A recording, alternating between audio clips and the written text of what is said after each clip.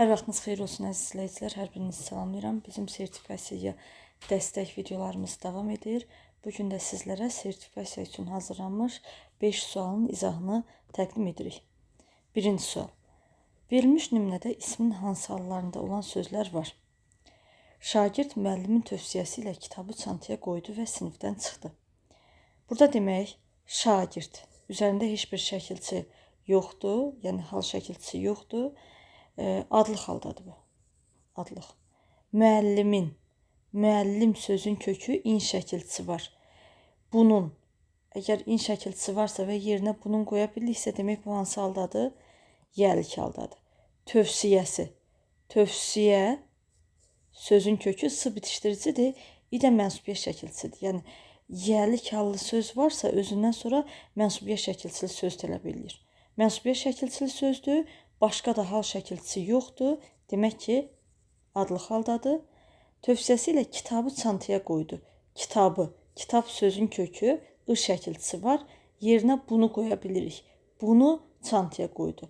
Bunu deyə biliriksə, bu təsirlik haldadır. Çantaya, çanta sözün köküdür, y bitişdiricidir.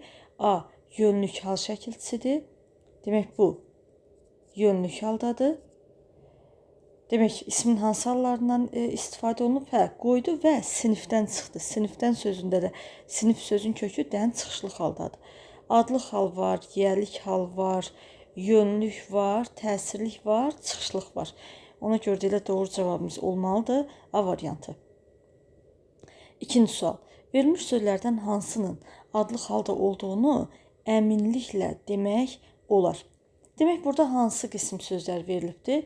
İki hecalı isimlər verilibdir və ikinci hecası qapalı sait olan iki hecalı sözlərdir.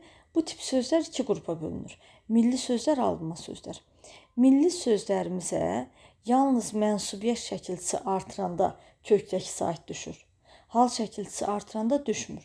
Demək, milli sözlərimizdə artırılan şəkilçi hal şəkilçisidirmi, yoxsa mənsubiyyət şəkilçisidirmi dəqiq təyin eləyə bilirik və halını da dəqiq təyin eləyə bilirik. Amma alınma sözlərdə hal şəkilçisi də artırılanda, mənsubiyyət şəkilçisi də artırılanda kökdəki sait düşür deyə biz oradakı şəkilçinin hal şəkilçisidirmi, yoxsa mənsubiyyət şəkilçisidirmi cümlə daxilində işlətməsək dəqiq bilə bilmirik. Dəqiq bilə bilmiriksə sözün də hansı halda olduğunu dəqiqliklə deyə bilmirik. Sinifin. Sinif alınma mənşəli sözdür. Dedik ki, alınma mənşəli sözlərdə kökdəki sait düşür. Sinif kökdəki sait düşüb, in cümlədə işlənməsə, in şəkilçisinin hal və yaxud da ki, mənsubiyyət olduğunu bilə bilmərik. Demək, sinifin sözü adlıq halda da ola bilər, yəlik halda da ola bilər. Bizə lazımdır ki, əminliklə demək olmaz. Fəsil sözü də həmçinin alınma sözdür. Burada da in mənsubiyyət şəkilçisi də ola bilər, yəlik hal şəkilçisi də ola bilər. Cisimdə alınma mənşəli sözdür. Bu da onun kimi. Çiyin milli mənşəli sözdür.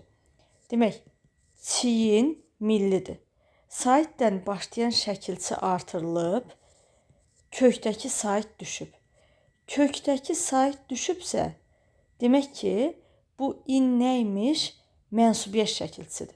Dedik axı, millilərə mənsubiyyət şəkilçisi artıranda kökdəki sait düşür. İn mənsubiyyət şəkilçisiymiş. Mənsubiyyət şəkilçisi var, başqa da hal şəkilçisi yoxdur. Demək, çinin sözünü dəqiq təyin eləyə bilirik ki, adlıq haldadır. Ovuc milli mənşəli sözdür. Amma ovuc sözündə heç bir sait düşməsi baş verməyibdir.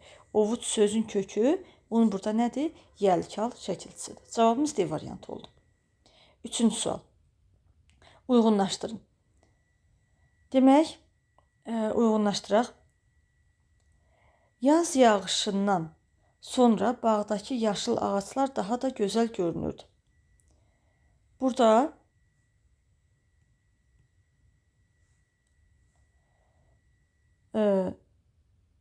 birinci cümlədə sifətlərimiz hansılardır? Bağdakı, bir də yaşıl.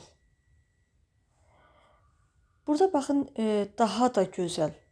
Daha gözəl desək, sifətin çoxaltma dərəcəsi olar.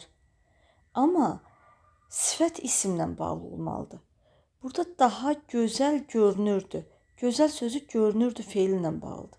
Yəni burada çoxaltma dərəcəsi yoxdur. Bağdakı və yaşıl sözləri bunlar adi dərəcədədir. Ona görə 1-ə yazmalıyıq A. 1-ə yazmalıyıq A. Gün batarkən göy üzü qırmızımtıl rəngə bürünmüşdü. Qırmızımtıl. Qırmızı sözün kökü ımtıl şəkilçi vasitəsilə sifətin azaltma dərəcəsi əmələ gəlir. 2-yə yazmalıyıq B. Qışın ilk günü dağların zirvəsi ağappaq. Baxın, ağappaq. Nədir bu? Çoxaltma dərəcəsidir. 3-ə yazırıq C. Otağın divarları sarımtıl rəngə boyanmışdı. Sarımtıl da azaltma dərəcəsindədir. 2-yə yazırıq. Həmçinin daha doğrusu B-ni həmçinin 4-ə də yazırıq. B-ni 4-ə də yazırıq. Yəni A-ya 1 olmalıdır. B-yə 2, 4 olmalıdır. C-yə də 3, o da cavabımız olur. C variantı.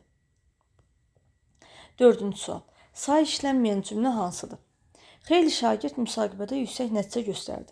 A variantında xeyli sözü var və şagird ismi ilə bağlıdır. Demək ki, burada say var. Məqalənin ikinci hissəsində, iki müəyyən miqdar sayından ikinci sıra sayı əmələ gəlibdir. Burada da say var.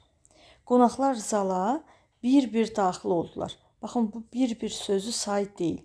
Eyni sayın təkrarından əmələ gələn sözlər say yox, nə adlanmalıdır? Zərf adlanmalıdır. Cavabımız C variantıdır. Kitabxanaya çox kitab bağışlandı. Çox sözü burada kitab ismi ilə bağlıdır. Demək ki, saydır. Səfər üçün bir qədər vəsait ayrılmışdı. Bir qədər vəsait ismi ilə bağlıdır. Demək ki, bu da saydır. Cavabımız oldu C variantı. 5-ci sual mətn sualdır. Mətnimizi oxuyaq. Təbiətin qorunması müasir dövrdə ən vacib məsələlərdən biridir. Əhalinin sayının artması, sənayinin inkişafı və təbii sərvətlərdən düzgün istifadə edilməməsi ekoloji problemlərin çoxalmasına səbəb olur. Meşələrin qanunsuz qırılması, su hövzələrinin çirkləndirilməsi və atmosferə zərərli qazların buraxılması canlı aləmin həyatına ciddi təhlükə yaradır. Ekoloji problemlərin həlli yalnız dövlət qurumlarının fəaliyyəti ilə məhdudlaşmır. Hər bir vətəndaş yaşadığı mühitin təmiz saxlanmasına çalışmalı, məişət tullantılarını ətraf mühitə atmamalı, su və elektrik enerjisindən qənaətlə istifadə etməlidir. Tullantıların çeşidlənməsi, ağac əkmə aksiyalarında iştirak və yaşıllıqların qorunması təbiətin mühafizəsinə mühüm töhfə verir. Mütəxəssislər hesab edirlər ki, ekoloji maarifləndirməyə erkən yaşlardan başlamaq lazımdır. Məktəblərdə keçirilən müxtəlif layihələr və tədbirlər şagirdlərdə təbiətə qarşı məsuliyyət hissinin formalaşmasına kömək edir. Hər bir insanın kiçik görünən addımı gələcək nəsillər üçün daha sağlam və təhlükəsiz mühitin yaradılmasına xidmət edir. İndi burada bizə nə deyir? Deyir, mətnin məzmununa əsasən hansı sualın cavabı mətndə yoxdur.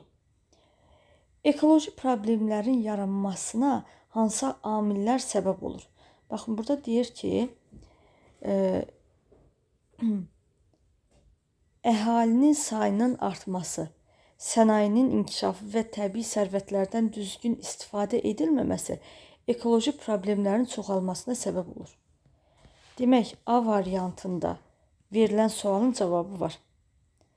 Təbiətin qorunması üçün vətəndaşlar nə edə bilərlər? Burada deyir ki,